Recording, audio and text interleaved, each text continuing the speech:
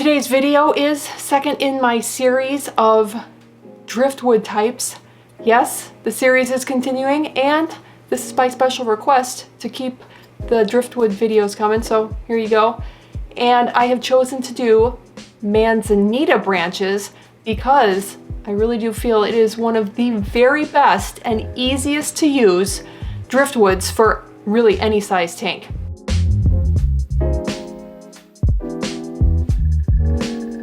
Well, welcome back to the channel. Yes, this driftwood type is one of my all-time favorites for many reasons, and hopefully it will be one of yours too after you watch this video. Do let me know though, do you already like it a lot? Do you not like it? Let me know your thoughts. But Manzanita, here's a little piece.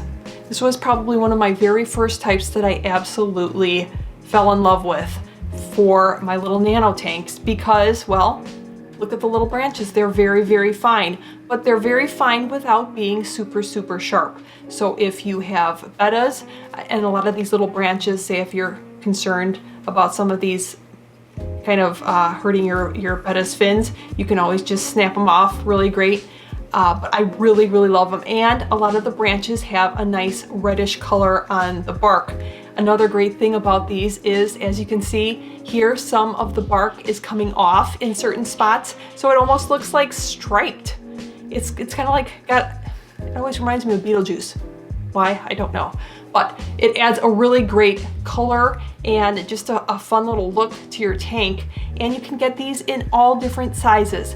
The other great thing is if you do order your driftwoods online, say you don't have a local fish store close to you or a place that you can get your driftwood, a lot of these pieces, I would have to say, look very similar. There's not a whole lot of choosing. You'll probably get you want to pick out your pieces, but this is one of the best types of driftwood that you can kind of just pick. They all kind of look very similar. Another great thing is, you maybe have noticed this guy, this bad boy behind me. This is a sandblasted Manzanita, and you're gonna see this a lot more lately. You used to not be able to see this a whole lot, but it seems to be coming back in style, fashion, I don't know. But this is funny story. I did a video when I went to the thrift store and got fish stuff. This was one of the things, and I think I got it for what, $3? Somebody had mounted it as kind of like decoration, and I haven't been able to undo it. It just moves to different places, and that's exactly how I use it. Driftwood is great in your tanks, decorations, on the wall, on your dresser, really anywhere. But I'm a rock collector and driftwood collector anyway, so. But this is a really cool piece, and if you have dark substrate, this would really pop. Boy, that would look really great in the tank. But like I said, I can't bring myself to, not use it as decoration. Okay, so you can, yes, get it in kind of like different colors, like these that come darker, dark brown to a nice reddish color, and then to the very light colors. The other things that are really great is it will not change your water chemistry a whole lot like other ones will. It will also not release a lot of tannins. Some of your like Malaysian driftwoods, some of your darker, heavier woods will release a lot of tannins, which if you don't like, in one of my tanks here I've got a lot of tannins going on. If you don't like that look, this is your guy. This is very user-friendly. But know that there is one, I would say a con, but you quite possibly will get it with pretty much any driftwood, is it will, after you put it in a tank, you can soak it, you can boil it, you can do really anything, but unless it's been used before in one of your tanks and it's kind of older, you will have a fun little bonus when you put it in your tank. There will be kind of like a slime coating. It almost looks like white and fuzzy and slimy and gross. You really can't avoid it. It's actually just a natural thing. A lot of the fish will pick it off.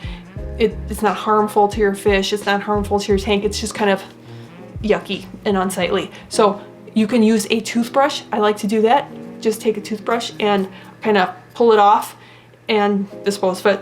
It's really not a problem. It'll go away in, I don't know, 1 or 2 weeks, depending on who you got in your tank and all that. Now, for you aquascapers, this is like I said, probably one of my favorite ones for many reasons, and this would be yet another reason why, especially if you are a new aquascaper and maybe you're kind of afraid to mess it up. You can use it as it's kind of like a feel that it's growing into the water. That would be really cool. You can have it laying on top of the water, like on the side of the tank. Say this is the top of your tank. That would look really cool. Like it's kind of running across the top of the water. Like if you have a terrarium, oh, that would be really cool. The other way you can do is flip it upside down, and it's kind of an underwater forest, an underwater tree. So many different directions that you can use this in your tank, and it's just gonna look like it's totally at home.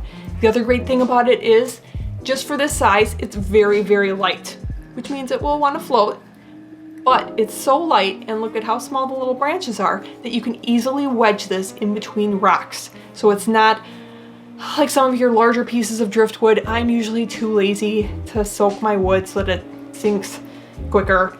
So I'm usually the one piling rocks on top of my driftwood until it actually soaks up the water and it's able to hold itself down. This, you don't really have to worry about that so much because you can easily wedge this in between a couple of rocks. Not a problem. And like I said, if you're getting it shipped or you're carrying it, it's really light. Okay, and for the last couple of reasons that I really love Manzanita, here we are in the basement in the fish room, and this is the Blue Dream shrimp tank. And I really love this driftwood, using it with other driftwoods like I have in this tank. I like using it with Mapani wood, with Malaysian driftwood, all sorts of different kinds, because it just adds like a nice little extra kind of thin little driftwood that just, I think, adds a whole lot of interest to the tank. And the other reason that I really like using it in a tank is because it takes up space in the tank, which you kind of want to stick with the 1/3. I like using like about 1/3 of hardscaping in a tank, but it also does not take up all of the swimming space that other more solid driftwoods would, you know, like the heavier Mapanis and all these heavier driftwoods.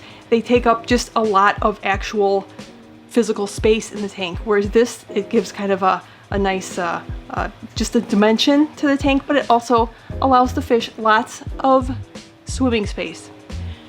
So let me know your thoughts on this driftwood. Do you love it? Do you use it a lot? Have you used it before?